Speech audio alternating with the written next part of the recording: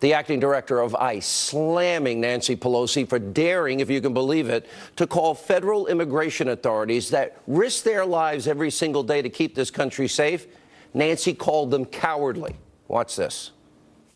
Not only did she say they were cowardly, she said that ICE was terrorizing immigrant communities. First of all, you're talking about law enforcement officers. These are men and women that put their lives on the line for this country every day. They strap a gun to their hip and leave the safety and security of their homes to defend this nation. So how dare you call them cowardly? And to say that we're terrorizing immigrant communities. The people we arrested during these California operations, looting the city of its acts with a juvenile, assault with deadly weapons, murder. These people were terrorizing immigrant communities. ICE went in there and removed these people from the communities. So liberals like Nancy Pelosi, they're making it clear they have no problem putting American lives in danger to protect criminal illegal immigrants. And I'm not talking about DACA. I'm not talking about dreamers or people that have benefited from chain migration or the visa lottery.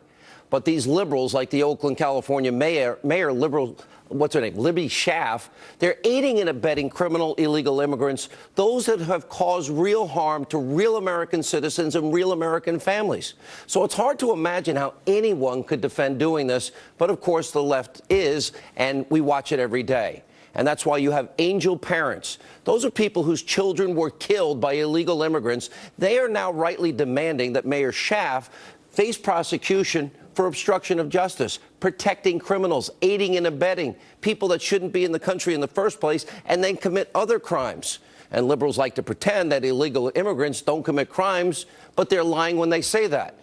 And sadly, these angel parents are needlessly suffering all because of this. It's a national disgrace. It can be stopped. And if it happens again, those people protecting them, they are the ones to blame.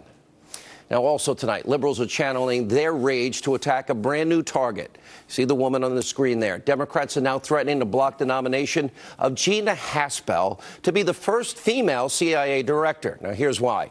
Haspel played a very key role in overseeing the enhanced interrogation techniques that were used at CIA black sites against top-level al-Qaeda terrorists. Of course, this is after 9/11. 3,000 Americans were killed. And the left can feign all the moral outrage they want, play all the politics they want, but facts are not on their side. The CIA, other top officials like Leon Panetta, who worked in the Obama administration, have said, and we'll show you this later tonight, that enhanced interrogation techniques, they worked. And it led to finding and killing Osama bin Laden. Without them, he probably would still be alive today. And people like Haspel literally saved American lives. In that sense, she's a patriot. Democrats should not put partisan, petty politics ahead of your national security. Now, of course, we would have preferred not to have been attacked on 9/11, but sadly, we all know evil does exist. Evil must be defeated. Radical Islamists came here. All right, finally tonight, I have a message to congressional Republicans after last night's special election in the 18th District of Pennsylvania. GOP members of Congress, take a good, long look in the mirror, because that could be your future. And if it happens, you'll have nobody to blame but yourselves. Now, you can put aside the fact that this was an interesting case because the Democrat, Conor Lamb, well, he pretended to be pro-life, pro-Second Amendment, and even pro-Trump and anti-Pelosi. So he was kind of acting like a Republican. And he's quickly going to fall in line with whatever Nancy Pelosi tells him to do. Watch and see. But what happened last night should serve as a warning to all Republicans.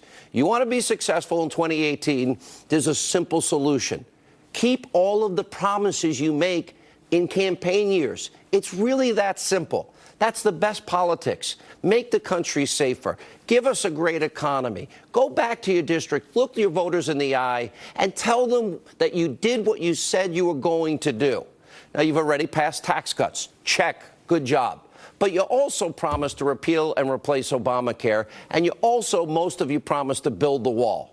So now is your opportunity. It's March. You have until November to follow through, show some backbone, show some vision, mean what you say what you mean, finish the job on Obamacare, and start building the wall. Now, if you do that, my guess is, I've only been at this 30 years, voters are going to reward you. And if you don't do it, they probably won't. All right, a lot of news tonight. We'll get to all of it. Joining us now with reaction, Fox News contributor Sarah Carter, Fox News legal analyst Greg Jarrett. All right, I want us to go back. I want to start with Andrew McCabe. as of Sunday, he would receive a government pension for the rest of his life. Now, if he's fired before Sunday, right, that pension is gone. Because the rules are quite clear. If you lie, you're fired. And if you're fired, you should not get a pension. You know, the story of Andrew McCabe actually proves the old Richard Nixon adage, it's always the cover-up and not the crime. Apparently, the Inspector General has determined that McCabe was covering up and lying about his conversations about giving permission to talk to reporters about the Hillary Clinton case. But he's got bigger problems than that. He could be charged for lying. It's a crime, making a false statement in an investigation. But this is the guy who signed off on the FISA warrant knowing that what he was doing was against the law. It's 6 different felonies. This is the guy who cleared Hillary Clinton, along with others at the FBI, in the face of compelling evidence she committed crimes. And this is the guy, along with others, who appears to have sanitized the so-called exoneration statement, which is obstruction of justice. So losing his pension, that's the least of Andrew McCabe's worries right now. All right, Sarah Carter, let's go to you. Well, I agree with Greg on this. You know, I think that there's a number of things that we could look at, Sean. I mean, all we know right now is what we're hearing in reports and what very few sources are saying about what the IG has to say. The Office of Professional Responsibility would not send this recommendation if they did not feel there was something so strong, something so poignant, that they would have to ask for McCabe's firing, which I believe is imminent and which I believe Sessions will have no other choice but to do this week. What else are we hearing? Because it's not just McCabe. Then you've got the text messages between the lovebirds, Lisa Page and Peter Strzok. What do we know about that? How does Loretta Lynch get away with this? And where's Jim Comey? Because Comey, along with others, put the fix in. Even though he said he didn't make up his mind until he had interviewed, or really Peter Strzok interviewed Hillary Clinton, but they were writing the exoneration months earlier. Where's Comey in all of this as he prepares for his big book tour? Oh, I think Comey certainly is going to have to prepare himself for the IG report, because the IG report isn't just going to focus on McCabe. McCabe was a part of that, but it's focused on the entire FBI, the Bureau, the higher echelon of the apparatus, and how they handled the investigation into Hillary Clinton's use of that private server to send classified information, and the fact that it was shut down. So we're only seeing a narrow portion of this. Once the IG report comes out, I'm sure there'll be other recommendations made. I'm certain that Comey is going to be a part of that IG report. Lisa Page, Peter Strzok will also be a part of that IG report. Hasn't this been going on for 14 months? And I was told there are 500 plus people, many former prosecutors, many lawyers that have been working on this. Yes, I mean, this is huge. This is very extensive. And remember, it's not just the IG. There is a prosecutor looking at the specifics right now. So that means that the IG found something very significant, something that he's going to follow up on. And another thing, Sean, the story that I wrote about this week, remember Judicial Watch and former FBI Special Agent Jeff Danik have sued the FBI for all of McCabe's text messages, for all of his emails at the Bureau, because they believe that will show a timeline where we will be able to see how they either slow-rolled the investigation into Hillary and his full involvement in the Hillary Clinton investigation. And they have refused to give that up. Where do you see this going, Greg? And where do you see who's in legal jeopardy here? A lot of people are in jeopardy, and the IG report may reveal a lot. It's no wonder that it took the Inspector General Horowitz so long, because the acts of corruption and illegality here were so pervasive and involved so many different people at the FBI and the Department of Justice in protecting Hillary Clinton and conjuring a fraudulent investigation of Donald Trump under the guise of counterintelligence that it was difficult to unravel it and gather all of the evidence. So we have the report from the House Intel Committee. No evidence of Trump-Russia collusion. Right. I can read it. I've read it on the air multiple times. No evidence. But in the process of investigating this, what did we learn? Well, we learned the fix was in on Hillary Clinton, and we have evidence to prove it. Sure. We know the people involved in it. We didn't mention Loretta Lynch either. Then we also find out, after a year, that it was Hillary and the DNC that she controlled financially that that are responsible for paying for this phony Russian dossier. Okay, and then the lies told to the FISA court. And I've got to think, if I'm Robert Mueller and I'm supposed to be looking at Trump-Russia collusion, well, how do you get to ignore Hillary's collusion? How do you get to ignore that dossier? Yeah, where was Comey? Where was Andrew McCabe? Where was Loretta Lynch when all of this was happening? Why didn't they say, hey, wait a minute, stop right here. We cannot use an unverified document to surveil an American citizen, because the law says you have to verify it first. The law, by the way, also says we can't hide the critical information that was paid for by Hillary Clinton. But they went ahead and they did it anyway. What about these reports tonight, Sarah? What are you hearing that possible Trump administration changes of McMaster and at the VA and at the chief of staff and the attorney general? Go ahead. Look, I think the President Trump, sent a very clear message with, and I know this from talking to sources, with the firing of Rex Tillerson. He's sending a message across the board to everyone, even allies overseas.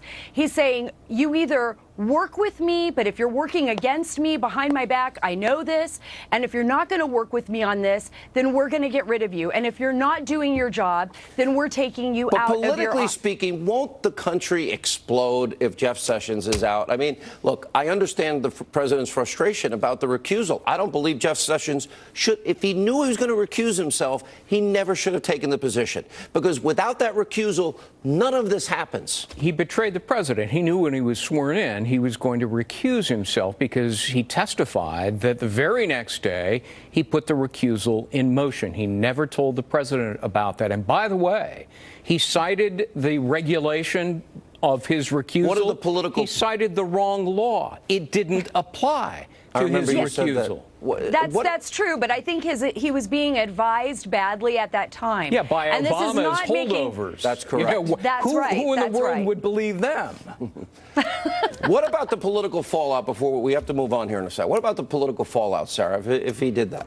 Well, you know, I don't know if we'd see massive political fallout here. I think he would definitely feel it from Republicans who support Sessions, who don't want to see him removed. But look, I think Sessions is probably the least of it right now, because I think what we're hearing from Sessions and from the Attorney General is that there is things in motion at the DOJ taking place right now that they can't discuss publicly, because remember, we won't even know if there's a grand jury convening on some of this. That is very private. But he did say there was a prosecutor looking into this. I think other people should be more worried. I think the head of the Veterans Administration, Shulkin, should be very concerned. There are a lot of people I've spoken with that said, look, he's not doing his job. He doesn't know how to be a leader. He has an armed guard outside the door. People can't access him. What's going on here? So I think there's other people that need to be very worried right now. Jeff Sessions, I'm sure, is a very nice man. I don't know him personally, but he has got to be the most feckless and incapable. But what about what we're learning? That there is in Arkansas a Clinton Foundation investigation. We learned he didn't recuse himself from Uranium One.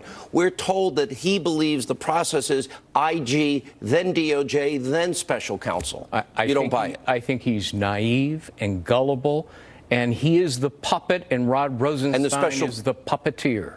That's scary. Well, I think we should wait. I think we should wait and see if he actually fires McCabe based on a recommendation by the FBI. Well, that'll be the first test, but we need the special counsel. At this point, what happened with FISA abuses, everything else. You guys have been great. Absolutely. Thank you both.